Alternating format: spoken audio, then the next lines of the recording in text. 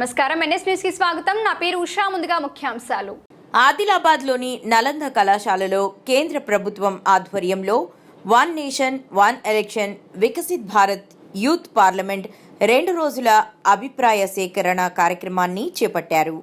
ఈ కార్యక్రమంలో ఎమ్మెల్యే పాయల్ శంకర్ గారితో పాటు వివిధ కళాశాలల విద్యార్థులు అధిక సంఖ్యలో పాల్గొన్నారు.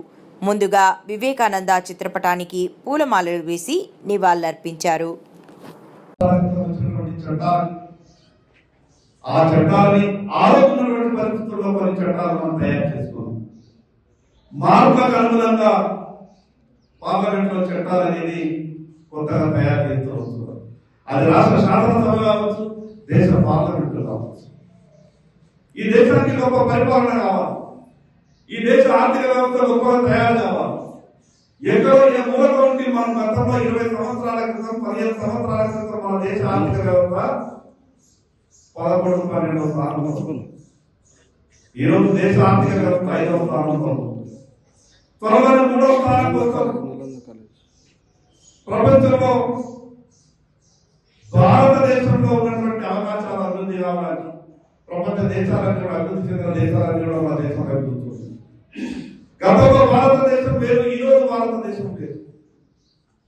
గతంలో భారతదేశంకి లేదా మన దేశాధ్యక్షుడు అమెరికాకి వెళ్తే కనీసం 6-7 ఫీట్ల దూరం నుంచి అగ్ని దండం పెట్టేటటువంటి పరిస్థితి. ఈ రోజు మన దేశ ప్రధానమంత్రి నరేంద్ర మోడీ అమెరికాకి వెళ్తే ఆ దేశంలో ఉన్నటువంటి అమెరికాలు కూడా ఒక పక్క అమెరికా అధ్యక్షుడు ఉంటే ఆ రోజు బైడెన్ ఉండొచ్చు, ఈ రోజు ట్రంప్ ఉండొచ్చు, ఓ రోజు బుష్ ఉండొచ్చు.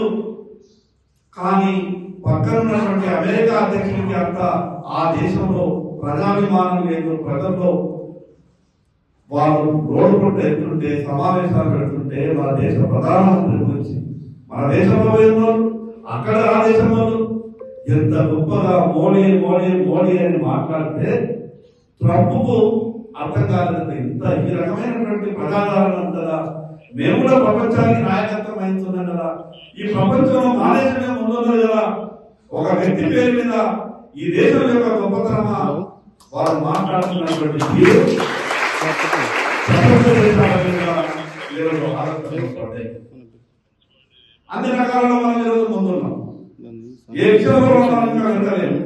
ఈ దేశంలో రాజకీయాలలో మార్పు రావాలి. మిగతా అందరూ ప్రతి ఒక్కరు తమ బాధ్యతని సంపూర్ణంగా సమర్థవంతంగా నిర్వహిస్తున్నారు.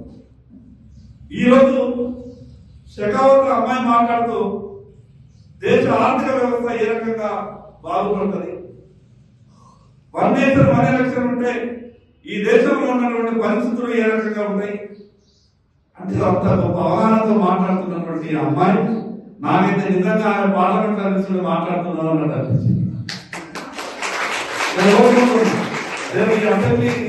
మాట్లాడేటువంటి అవకాశం రావాలి, తర్వాత ఢిల్లీ పార్లమెంట్ లో కూడా మాట్లాడేటటువంటి అవకాశం రావాలి.